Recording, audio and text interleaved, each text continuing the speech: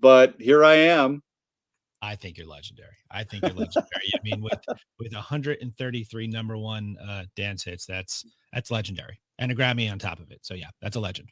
You're a legend. Grammy is the cherry on top of the cake. Cake? No, on top of the sundae. You don't put a cherry on a cake. I put a cherry on that cake. I put anything on that cake, honestly. Right. The Grammy. Listen, the Grammy can go on top of anything because it's a Grammy. That's right. That's right. So basically, what this is we have a music school here. We're in a suburb outside of New York City, and we have students. Everything from guitar to bass to flute to audio production and DJing and things, songwriting. Once COVID came, we moved everything virtual, and as of April 2020, weekly, I've been doing these live streams with just various heroes of mine and just legends in the industry, and just trying to hear their story and provide that to the students, and they rewatch this later on, be as the video or podcast. So the first thing I wanted to ask you was, what was your life? When was music in your life early on? Like, was there something, a show you saw or a record or a family member or something that made you say, I want to, do music? Weirdly, I don't know if it's weird, but I had no family do anything really. I think I had a grandmother who played the piano. But other than that, really nobody in the music business or even really that musical. I mean, because everybody played the piano really, I think a couple generations ago, I think everybody played the piano. Guitar was like, when I was a kid growing up, all my friends played guitar. Like the guitar was the instrument. And then so piano was like, oh, you play piano. Yeah. But guitar, like I went to high school with John Frusciante, who ended up in Chili Peppers. So, he used to carry a guitar around with him in junior high school. Like he'd have it on him all day, just like as like a necklace. It wasn't even like, and you'd see him in the quad during, lunch or something playing. But nobody really was musical in my family. I just really grew up loving music and just focusing on, I don't know what I'm going to do because there's no internet when I grew up, right? There's not a lot of information. Where was the information growing up? It was in something called an encyclopedia, which did not have any in the information I needed. So I just knew I wanted to do music growing up, loved listening to music. My radio I had a little radio that I still have I would just listen to when we eat dinner. We have it right next to me. And then when I was 13, my grandmother bought me like the first Walkman ever, which I still have. It's in my safe. And that changed my life. Having a Walkman was crazy for me. And I just would throw cassettes in there of different people and just wanted to make music. I had this thing where I just knew I wanted to make music, didn't know what I was going to do. And up until I was probably 21 or 22, I thought I was going to be the keyboard player in Journey. Nice. I'm just saying that was cool, but it was the only job that I knew that I could play keyboards and do something. I didn't know about any other job because nobody had explained anything to me. I knew there was a DJ on the radio. I didn't really know a lot about DJing, like parties or events or clubs or anything like that. But I knew there was a keyboard player in Journey, so I could do that, and that's what I thought. And then I'm just telling you my story. Is that okay? So please do. Yes, dude. Please. I was just lucky. I started going to nightclubs in my early 20s, and I fell in love with house music, dance music, basically. And I knew I'd already been making dance music since the age of 13 because my dad got me a keyboard when I was 13, which is kind of crazy. So like I was saying, when I was growing up, all kids had guitars or drums. Nobody had keyboards, synthesizers. And when I was 13, my dad bought me a Roland JX3P, and it changed my life. And I didn't know what to do with it, but I read this manual and figured things out and learned what things meant and pressed buttons. And I got a sequencer, then I got a drum machine. And so when I was 21, I had all this gear in my bedroom and I was making music, not necessarily great music, but it was still something. And fell in love with dance music and decided I want to make that, started focusing on that. And that's how my career started. That's incredible. You know, it's interesting that you say about the guitar players because still to this day, we are dealing with the shockwaves of everyone wanting to be a guitarist for the past 30 years and no one wanting to learn how to play keyboards. Because when we're trying to put a band together for any sort of gig, finding Hmm. good keyboard players is nearly impossible within a particular bracket of age because no one played it. But I can say, and this is maybe a positive, attributed to dance music being so popular now, is we probably have guitar is the biggest instrument at the school, but piano is a really close second. So it's coming back in a really cool way. Well, it's piano's coming back. That's awesome. I didn't know that. That's just what I was given. For Yeah. some reason, I decided not to learn guitar at an early age. I don't know if I just thought it was too hard pressing the strings or whatever. I had my fingers. I didn't want to ruin my fingers, and they're so nice in my hands. I was going to be a hand model when I was younger. So I just played piano, and look, I only took a couple years of piano lessons, like maybe 3, 4 years, 5 years maybe, and I was in marching band, the typical stuff. But I was going to go to Berkeley out of high school. I got a scholarship to Berkeley. I got a scholarship to Cal Arts, which is north of Disney's music college north of LA. Didn't do either one because they were so behind the times when I got out of high school with technology. They barely had like a 2-inch tape machine in the corner of the room. And I was already, sequencing, and Pro Tools came out in '89. So I had the first version of Pro Tools called Sound Tools, and ended up teaching that stuff when I was 20, Pro Tools and MIDI and tape editing and all that stuff. So never went to school for anything, which I'm sorry. Yeah, I know that you have a school there, but I never went to school. Yeah. But I wish I did, because all my friends who went to Berkeley, by the way, are absolutely crushing it.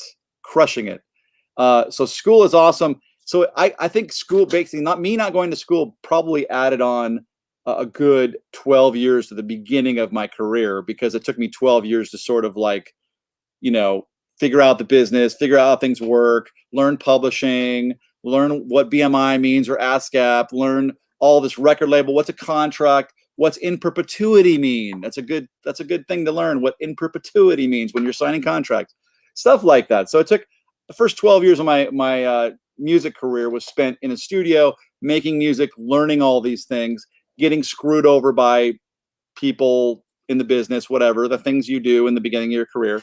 And I think if I would have gone to school, I honestly believe this, I could have shaved off some of that time, not all of that time, but definitely a big chunk of that time. Yeah, it's interesting because a lot of the people I've spoken with, are just completely just DIY, figured it out, trial by fire. And there's a that, real world education is almost equally as beneficial as, being locked away and being fed textbooks and stuff. I have a music degree. I graduated in 2007. In May 2007. The iPhone came out that fall. My entire music education and on the business side of it just fell apart after that because everything changed, streaming and so on and so forth. Yep. So it's living it is how you live it. Honestly, I agree. Jumping in and just my first job in the record business was at a record label. I was doing manufacturing. So I was in charge of manufacturing CDs, cassettes, and vinyl. Did I have any idea what I was doing? Absolutely not. But I totally pretended like I did. I gone in there. I learned very quickly how things work. I went down and visited the people manufacturing plant, learned all this stuff very, very fast. And the Waves L1 came out in the very beginning of my manufacturing career. So I immediately got the level from the CD level basically went another 4 to 6 dB louder because of the Waves L1, which we could talk about for hours. But it changed music. It changed the level of music. I don't know if in the early '90s, just the invention of the Waves L1. So yeah, just a lot of quick learning, and half of it is just believing in yourself and just jumping in and saying, I might not know everything, but I'm going to certainly try to figure it out, and I'll spend whatever time it takes to make it happen. I love that. When your journey was going forward, when did it, was it songwriting first, producing, remixing? Because that you really have multiple hats that you wear. What was the order in which those came into your world? Well, songwriting obviously didn't happen immediately. Nobody taught me how to write a song. I probably thought I could write a song. You learn how to play piano or guitar, and you write songs. You find out what chords are. You start ripping people off, and you write songs. That's what you do in the beginning of your songwriting career. I started making records, and pretty soon it was like, well, okay, I remixed. Remixing was like the first thing that I made money from, because I was basically, somebody else had produced the original, and I just did another version for DJs to play, because remixing really was born in the early 90s. And a guy named t.A.T.u is the one that really inspired me. He did a remix of a band called Everything But the Girl, song called Missing. And that was a huge, the remix was way bigger than the original, and it was on the radio. And so quickly learned, what is t.A.T.u remix? Well, I understand. Oh, it's a remix, another version of this original song that's better, cool, and DJs can play it. So that was a quick thing for me in the beginning of my career. The first major label remix I did was for a band called Barenaked Ladies out of Canada, and their first huge hit. I didn't even know the song. It was, because obviously I remixed it before it came out. A song called One Week. Fatboy Slim was huge. I did like a Fatboy Slim type big beat remix, and that was my first remix. And I go, oh, this is cool. I got paid some money, really good money, did something I love to do. So I go, this is something I can do. Not a lot of people are doing it.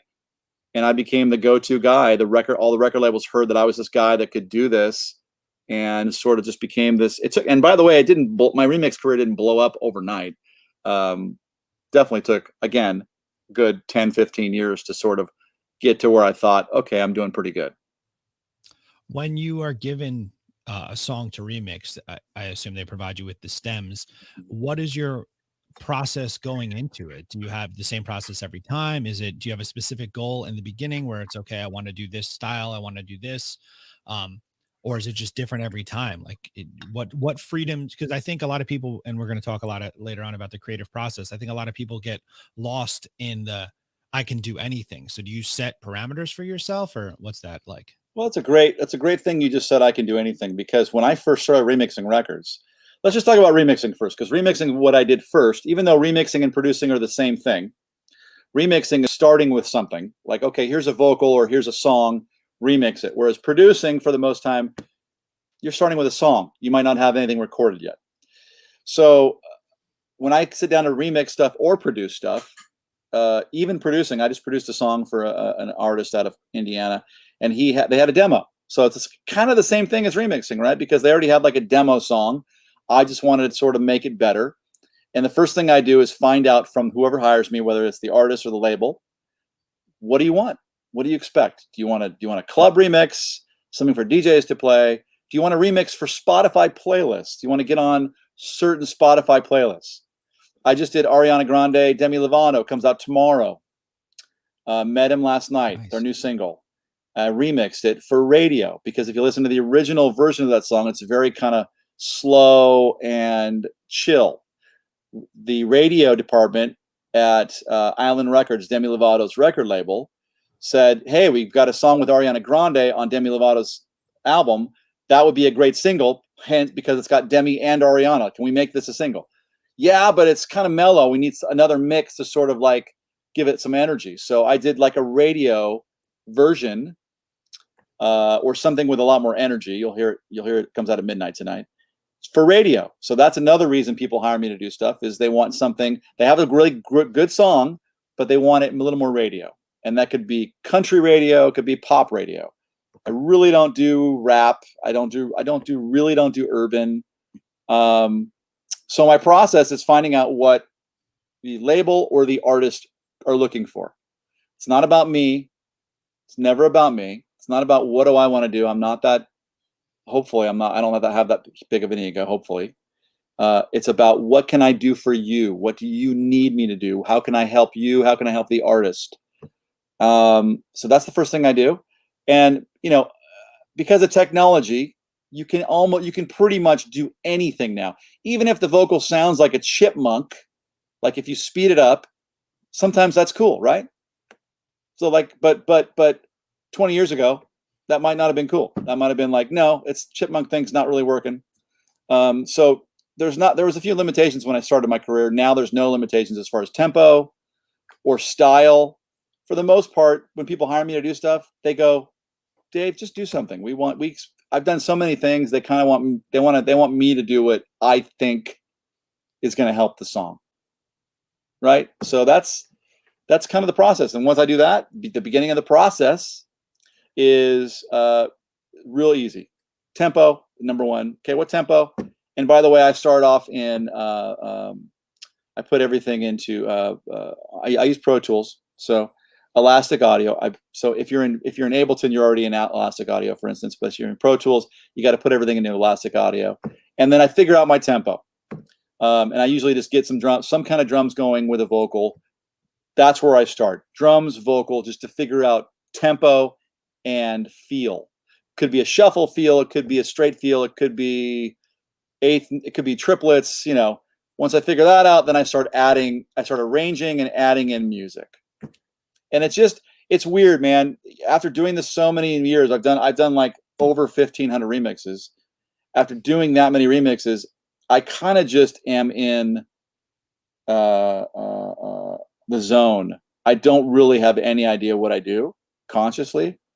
I just sit down in front of my computer, and before I know it, things just happen. And next thing I know, I'm having lunch, and then I'm back here working again, doing it again. Next thing I know, I'm having dinner. It's like I just kind of have this thing. I just fix. Producing, remixing is fixing, in my opinion. Yeah. You're fixing. If you like to fix things, make things sound better, or if you like to try different things, have fun with, you're a producer. You like producing. Is it something where, you wake up in the, so this is I received this advice from my guitar teacher when I was just starting out, and I said I wanted to be, a musician. I want this to be my job. He said, then treat it like a job. You wake up, you have your breakfast, you have your coffee, and you go into the studio and you work. And then you go have lunch, just as you broke down your day. Is that sort of how you structure it? Like, this is your job, you going to work each day? It's not really my day, but I have 3 kids. So, and my mom just moved here. So that's kind of been my last 2 weeks.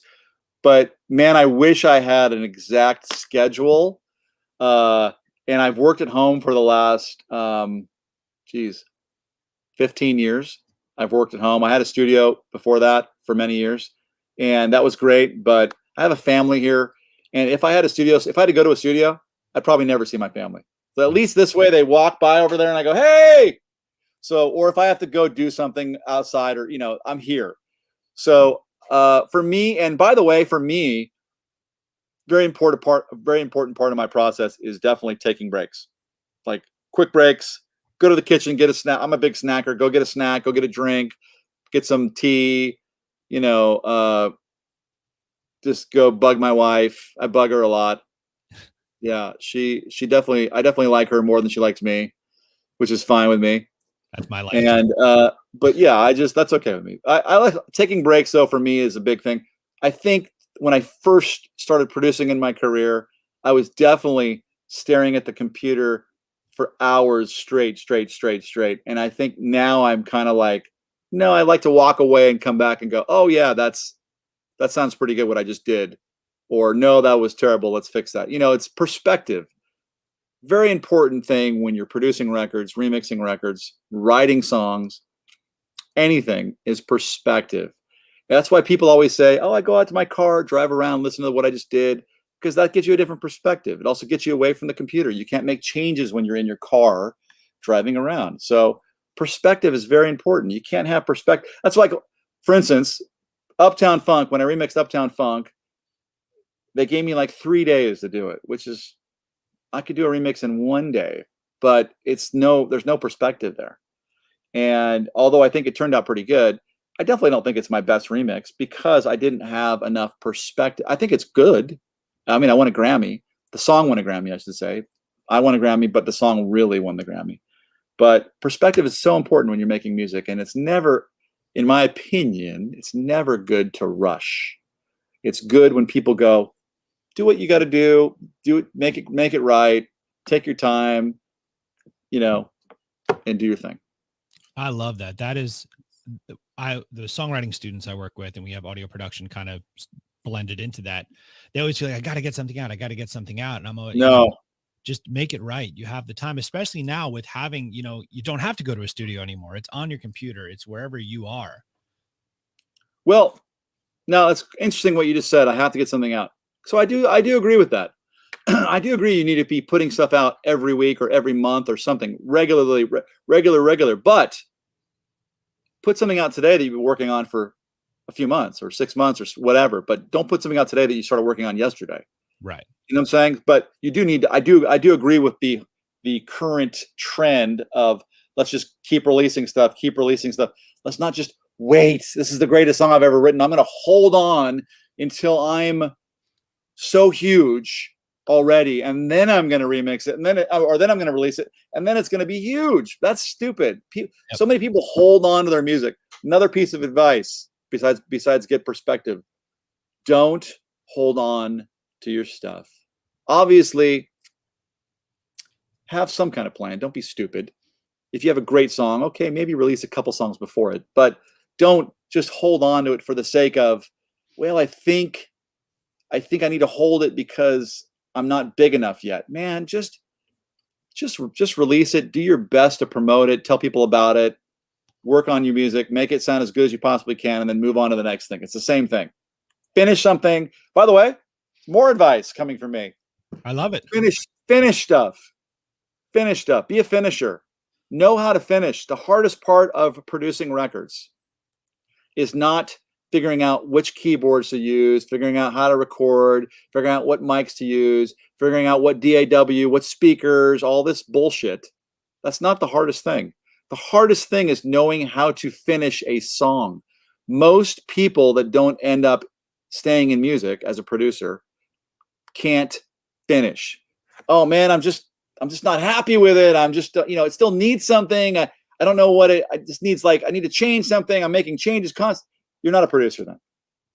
You're a songwriter. Another piece of advice: know what you are. Not everybody is a songwriter. Not everybody's a producer. Not everybody's a guitar player. Not everybody. Figure out what your strengths are and do that. If you're not a great producer, find a great producer. More importantly, the most important part of this process, I'm saying, if you're not a mix engineer, like I don't call myself a mix engineer. I can mix stuff all day long, but I love passing off my stuff to somebody and having them mix at the end. Yes. Why? Perspective, right? Know what your strengths are. Know what you can do, what you can't do. I can record vocals all day. I can melodyne all day.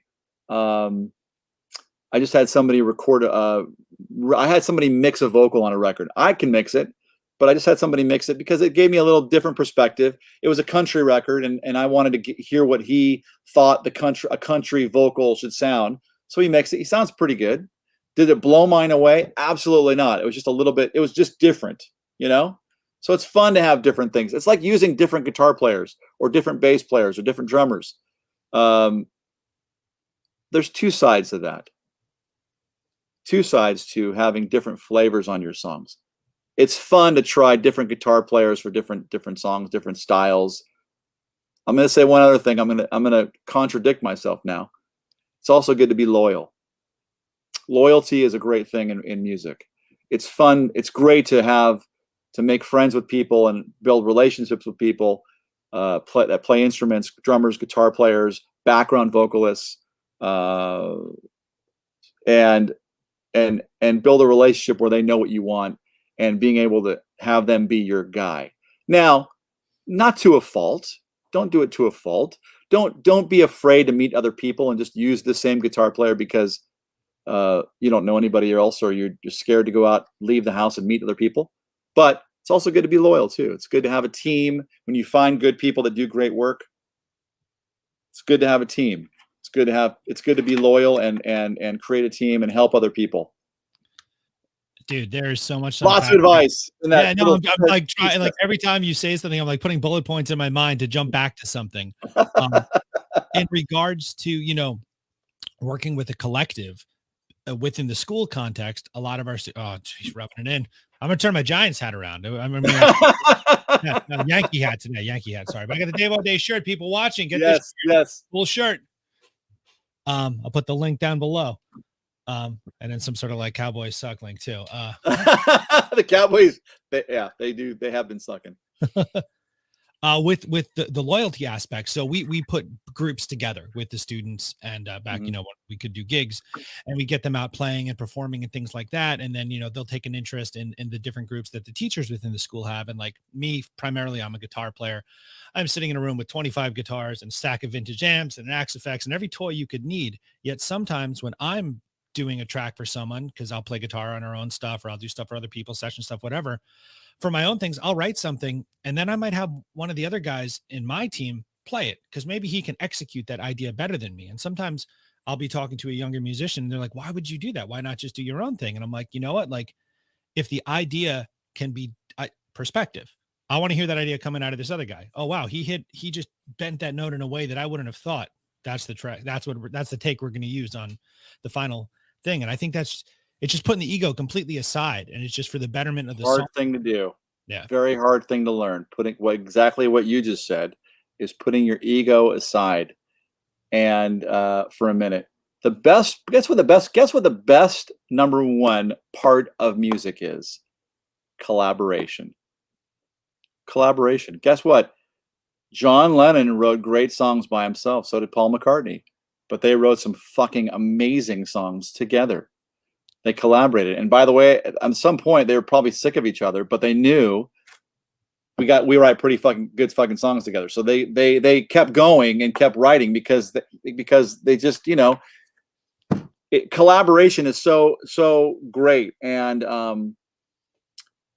for many years I've sat in my studio without anybody coming in for a long time, for like I had a good decade where I didn't have really anybody collaborating with, on a daily basis. And now, I'm in a city right now, and I'm in Nashville right now, and moving here has been like one of the greatest things in my life because there's so many great musicians here to collaborate with, and it's very inspiring, and they're nice people, and it's kind of changed my perspective, and it's changed the way I think, and so I'm having a lot of fun. Man, Nashville seems like so much fun. I've totally played music in Memphis. I have never been to Nashville. I'm hoping to get to Summer NAMM this year to give me an excuse to go to Nashville. And then Memphis can't really compare to Nashville. Memphis is cool. What's Memphis got? They got a Bass Pro Shop that's pretty awesome. Grizzlies. Come on. What is Memphis? I mean, Memphis is cool. What they got They got Elvis. Yeah. But Nashville's awesome. Definitely.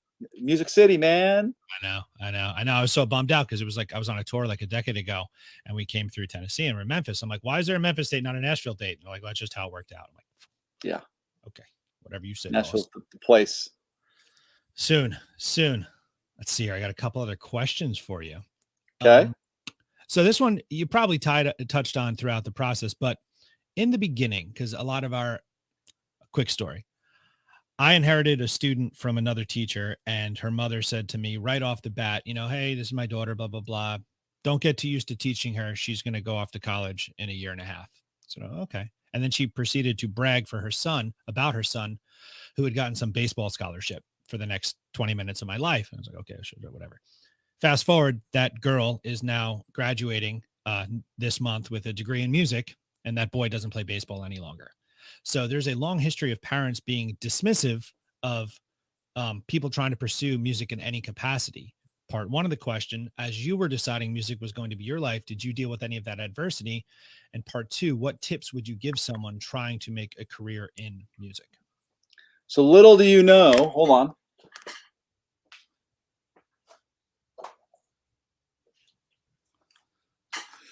Oh, that's a good question. You have no idea what you just asked, because this is my little brother, Rich. He's my younger brother, Rich Audé, who got signed second round out of high school to Pittsburgh for baseball. So I know a lot about that situation you just said, because growing up, my parents really didn't understand how I was going to make a living in music. By the way, I didn't understand how I was going to make a living in music. but he's a baseball player. He got signed to Pittsburgh out of high school. Everybody goes, oh, I know what he's doing. He's going to go play minor ball, and then he's going to get to the major leagues, which he did, which is crazy. But nobody really could understand what I did. So fortunately today, there's a lot more information out there about music and music careers. And I think parents have more information. They didn't have any information when I was graduating high school.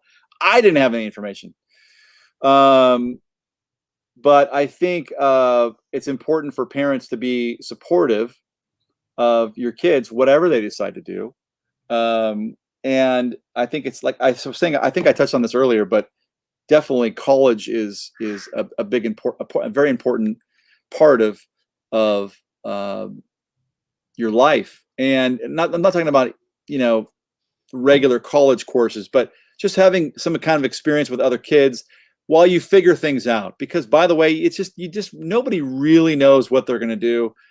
You never know the twists and turns that life kind of sends your way. And it's good to have that experience. And by the way, it's good to know how to wrap a cable. It's good to know, signal flow. The basic stuff you learn in music school is something that there's a lot of people making music probably don't even know. It's good to know what microphones do, which microphones do what, why they're different. And I never learned how to mic a kit. Never. I had to learn. I learned everything just trial and error, which by the way sucks. That's a very crappy way to do anything in life, is trial and error. But it's also fun, I guess, because sometimes you make a mistake on something and it's that cool mistake, right? But you can't live your life hoping that you're going to make a bunch of cool mistakes. You have to try, and it's good to have some kind of knowledge and some kind of background where you kind of know what the word impedance means, or you kind of know what is a low pass filter. Real basic stuff. What's a high pass filter? Right? That's stuff that you should know if you're going to make music for a living. Sure. So, what was the question? Did I answer the question? You answered the question. You did. You did great. Sometimes I don't answer the question. I just go and. Dude, that's the creative mind. It's the creative mind sometimes just goes and goes and goes and doesn't come back. I interviewed Steve Vai a couple weeks ago, and he was one of my guitar heroes. And I had all these questions that I had to run through his management just so he was prepped and everything. I asked one question and he told a story for the remaining 57 minutes, and I loved every second of it. So a story for 57 minutes? That's incredible. Well, because he jumped, he just wove around, and ironically, like half of my questions wound up being answered anyway, because it all connected to the bigger picture. So yes, you answered the question, and yes, please go as far off the topic as you Dude, Steve Vai. That's awesome. Steve Vai's great. It was crazy. So we have students, DJ students, and that's been kind of difficult to work over COVID and everything being virtual. So I'm hoping to get that back up when we can slowly get back to in-person things. But if someone was starting out on the DJ side of things, separate from the production, just learning, what equipment should they get? I mean, do they just jump right into CDJs and a mixer, or is it a controller, USB kind of thing? And well, I'm going to tell you I'm going to just tell you my opinions on the DJ thing. So, here's the most important thing about being a DJ, which a lot of people forget. You have to listen to a lot of music, right? If you really want to be a great DJ, what's the best part of a great DJ? They've listened to a shit ton of music that you don't have time to listen, or you're not willing to take the time out of your day. I've listened to so much music, specifically dance music. So that's why I make a lot of dance music, and that's why I DJ a lot of dance music. Is when I spin. What is spinning? When I play, because I've listened to so much of it, I have this knowledge of, oh, that sounds like this sounds like that. But the number one most important thing isn't buying the gear. The number one most important thing about being a DJ, which people forget to tell you, is you need to go compile a ton of music. A ton. Pretend like you're playing the worst wedding of all time, and they're going to request like the worst music. Be prepared. So I have two nightmares. When I have nightmares when I'm sleeping, I have two.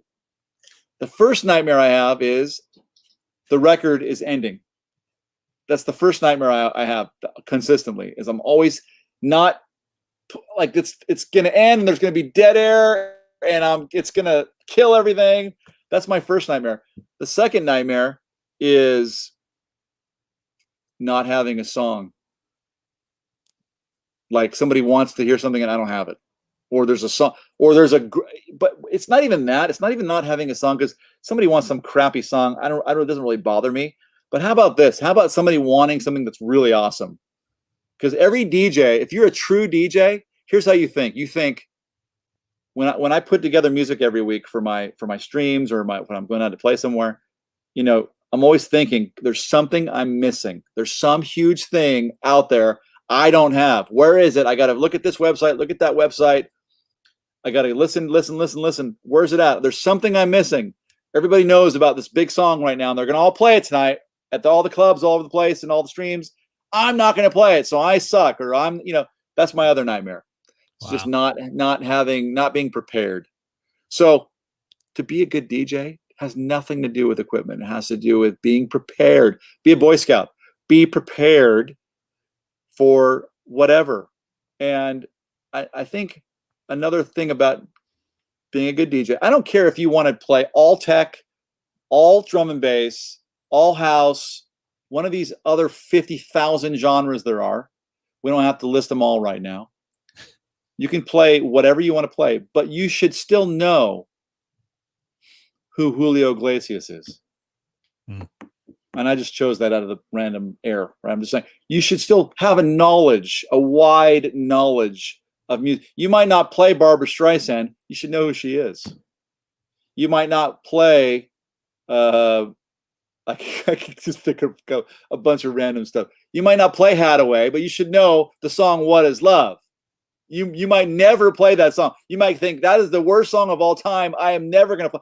Great, never play it, but you should at least know about it so you don't ever play it, right? So that's the most important thing. Now let's go to equipment now. Okay, so equipment wise, I have a funny thought on equipment with DJs. I do not like DJs that use computers. Mm-hmm. So I shouldn't say that. I like DJs, but I don't like DJs using computers. It's not that I don't like DJs. I don't like when DJs are staring at a computer screen. And I'll just sum it up how my wife summed it up very eloquently. She said, "It's not sexy." DJs used to be sexy. A guy standing up at a club playing music and people rocking out to the DJ. It was sexy. Like, wow, I love that DJ. He's awesome. Whether you're a guy, girl, guy wanting to be him, girls wanting to do him, whatever.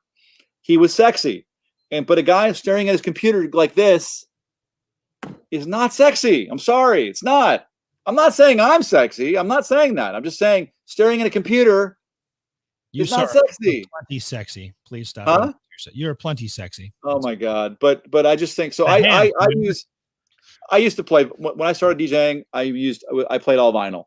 So I came from vinyl. There was no CDs yet when I started. And I started from vinyl. Technics 1200 is the only turntable. By the way, if somebody tells you there's another turntable, they're a fucking idiot. There's only one turntable ever. SL 1200. That's it. Techniques. And by the way, if you're a DJ, I would suggest if you're a DJ that you learn how to play vinyl. Just learn it. Just kind of like if you're going to learn how to, well, I wouldn't necessarily say you need to learn tape editing if you're an engineer or a producer, but it's kind of cool to know how to edit tape with a razor blade, which they don't teach anymore. Yeah. But I think you should learn how to mix on vinyl. It's a cool thing. And by the way, people that are controlling Serato or Ableton with vinyl are cool. I think that's cool. When I see people, they're not playing the actual record, but they're playing a control record. That's still cool. I think it looks cool. Yeah. Right. I don't know. I don't do that. I play CDJs because I'm spoiled. I got used to CDJs, and when CDJs came out, Pioneer gave me the first 2 CDJs in the United States. Wow. Many years ago, and I made a case. Do I have them?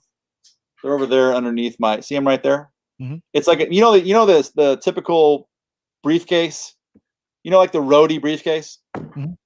Yeah. So I made the briefcase holds a CDJ.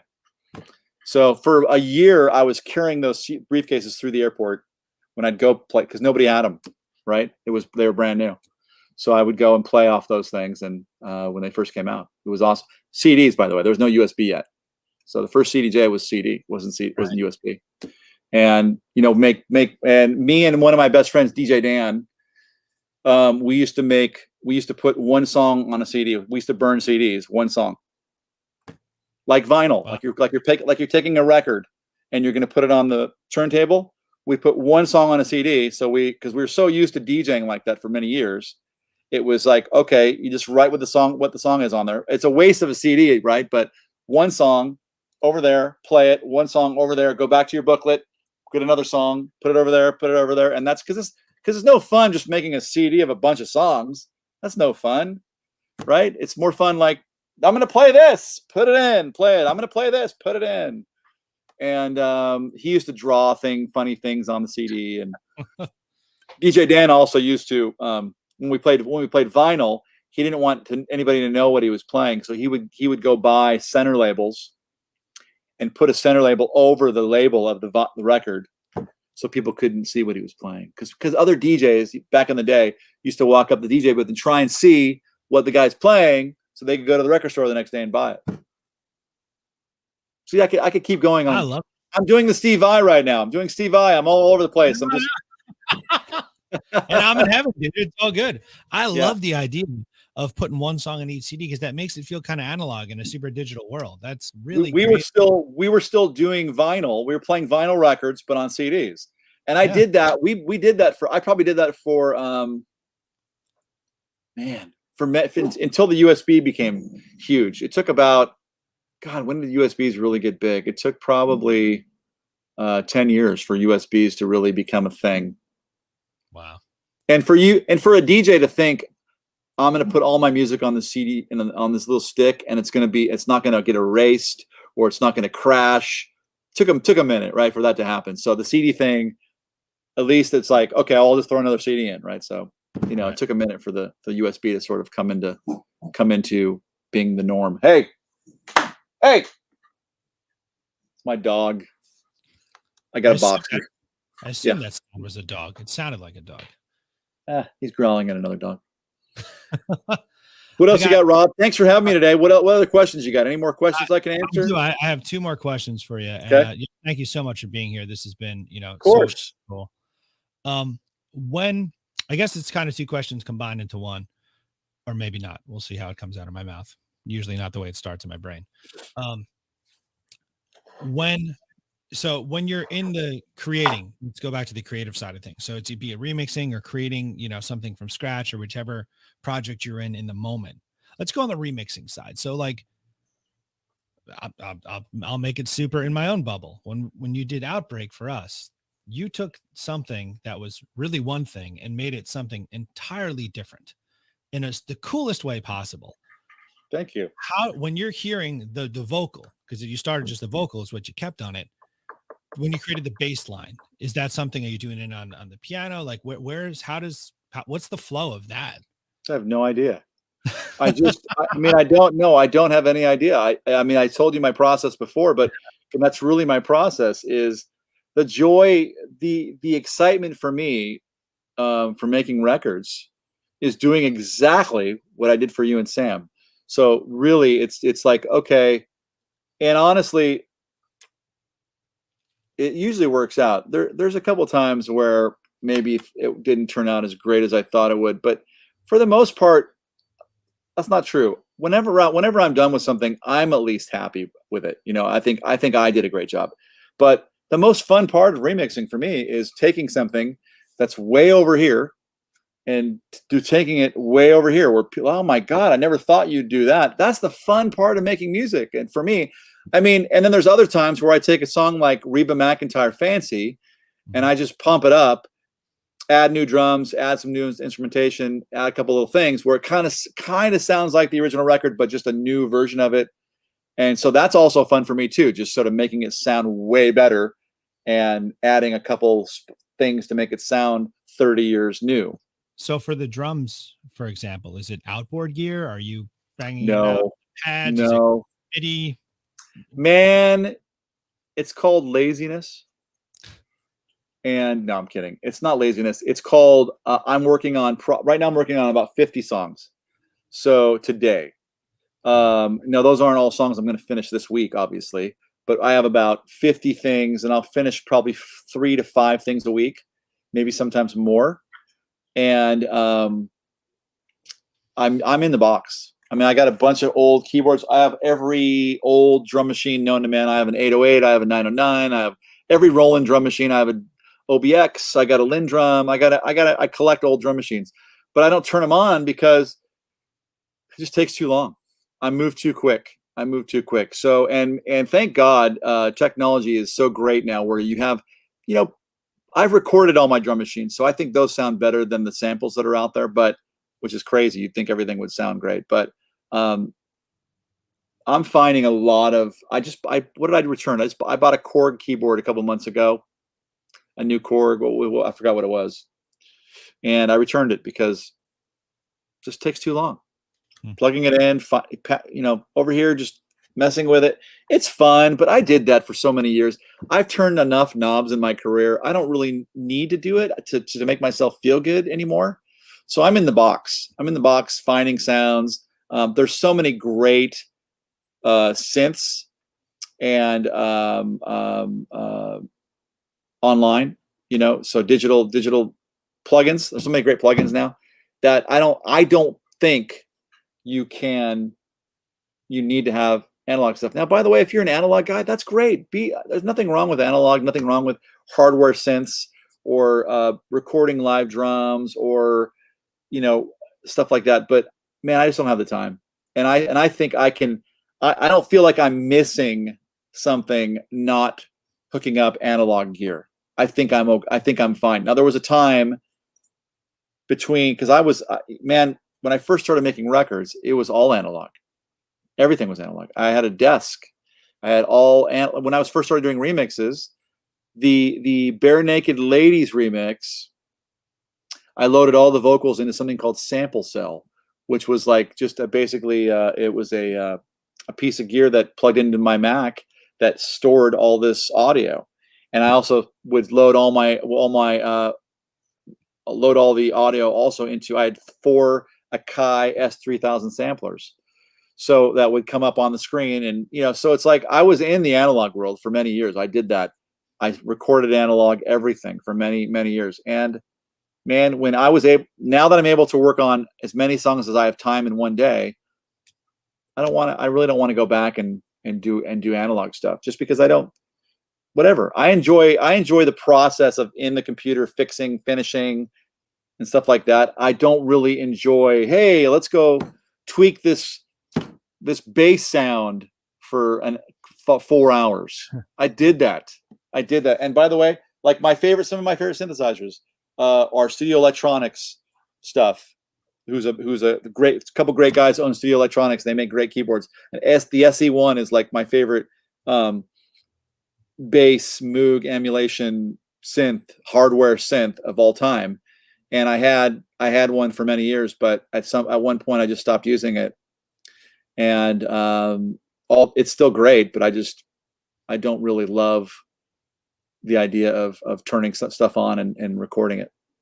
Yeah, that makes total sense. It's such an interesting time because, especially you flip through Instagram, it's almost pornographic. You see all these different studios and people using all these different things, but it's almost like at the end of the day, if you close your eyes and use your ears, if it sounds good, it really doesn't matter what gear it is. It's the person using it, their tool.